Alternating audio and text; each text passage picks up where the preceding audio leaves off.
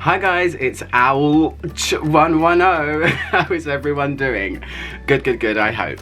I'm here today to talk to you about the upcoming release from my favourite perfume house, Zoologist. This is going to be released in February. I hate saying that month, February. And it is Snowy Owl. Luckily, I was sent some of this to try from Victor, so thank you, Victor. I hope you're doing well and not too stressed with all of the craziness that's happening right now.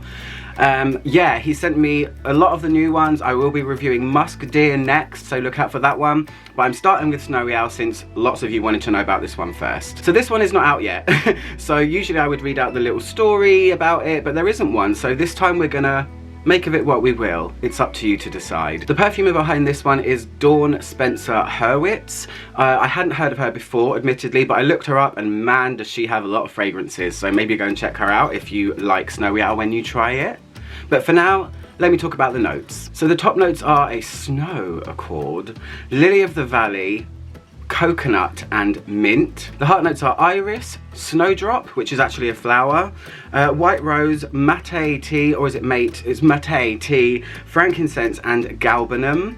And the base notes are amberette, which is also known as musk mallow. Perfumers use it to replace the smell of musk, real musk. You've got cedar, civet, musks as well, oak moss, tonka and vanilla.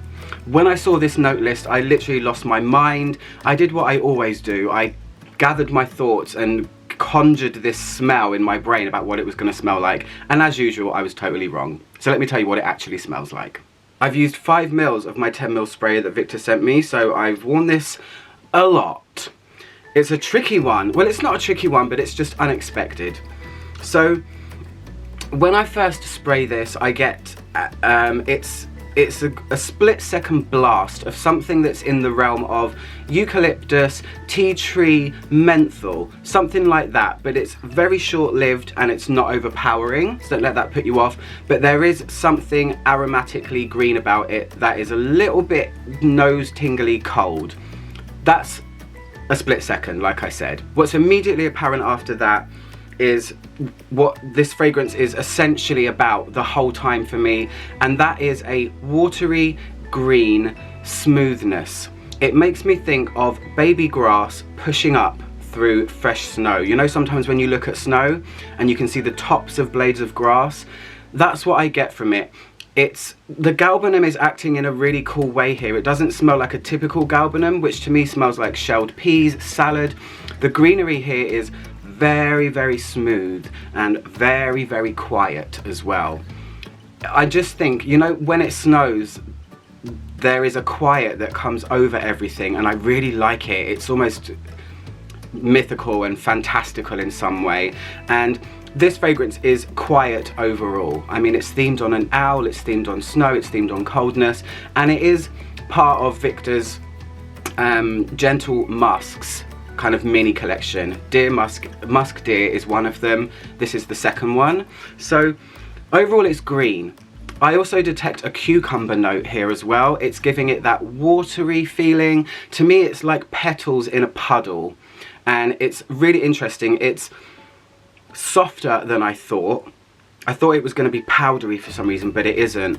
It's more, to me, focused on a green grassiness at first, with a white floral that is mainly lily of the valley, but melted and subdued and calm. I would like to talk about the coconut, because I know that coconut can be a deal breaker for a lot of people, and in this fragrance it is something that I can definitely detect, but it isn't a main note.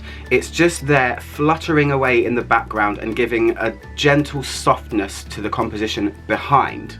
The coconut here smells like real coconut. It smells like if you had cut a coconut open and smelled the meat of the coconut. This isn't a suntan lotion fake route that a lot of fragrances can take. It's definitely not that at all. It's a pleasant, gentle, fluttery coconut that I can smell, and it's awesome. The coconut is also something that I don't really smell when it's in the air. I've done my silly wrist test where I spray it and walk around with my wrist in front of my face.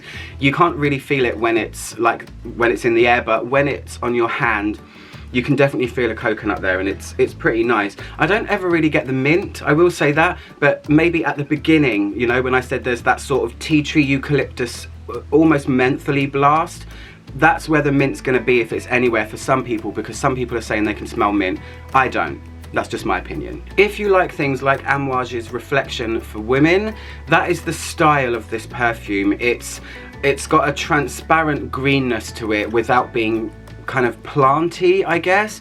It's more about grass. To me, it's somewhere between earth and sky. That's the only way that's what I think about when I smell it.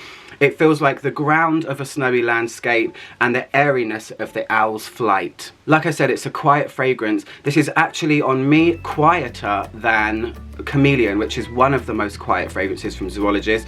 It's quite strong at first, but it's airy, and it does become a skin scent after about an hour on me, and this is where the musks come into play, but for me, it's not very obvious. It's not obviously a musk fragrance to me. It's also not as cold as I thought it was gonna be.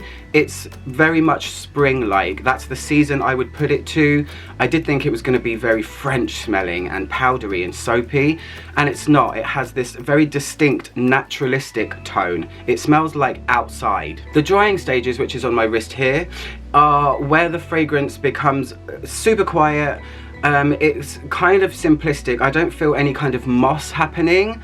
It just kind of peters out a little bit into a transparent, gentle, white floral that isn't, you know, the usual suspects like jasmine and tuberose. It's a different kind. It's a kind of grassy white floral, and it's kind of crystalline in the base, but then it becomes super quiet. So if Zoologist is one of those brands that kind of scares you, because I know a lot of people say, oh my gosh, they sound so weird, this one's really wearable. It would be a good place to start if you want to explore the brand. It feels not familiar, but it feels like it's approachable and wearable, so I will say that. The longevity on me is about 4 or 5 hours. I do have to reapply it, but think about what this fragrance is themed on. It's about quiet snow. It's about an owl. This isn't a T-Rex. This is not a moth. This is not a giant hulking animal like a rhinoceros. It's got a flutteriness. It's got a quietness, and I'm really enjoying wearing it. I will be interested to see how it actually fares in spring, which is what it's designed for, I guess. But because it's winter, I want to wear it now. So for now, that is my review of Snowy Owl by Zoologist, my favourite brand in the world. Thank you so much, Victor, for sending me it. Hope you guys are staying safe and well. I'm Ouch110, trying to make the world smell better, one video at a time. I'm going to fly off now. Goodbye.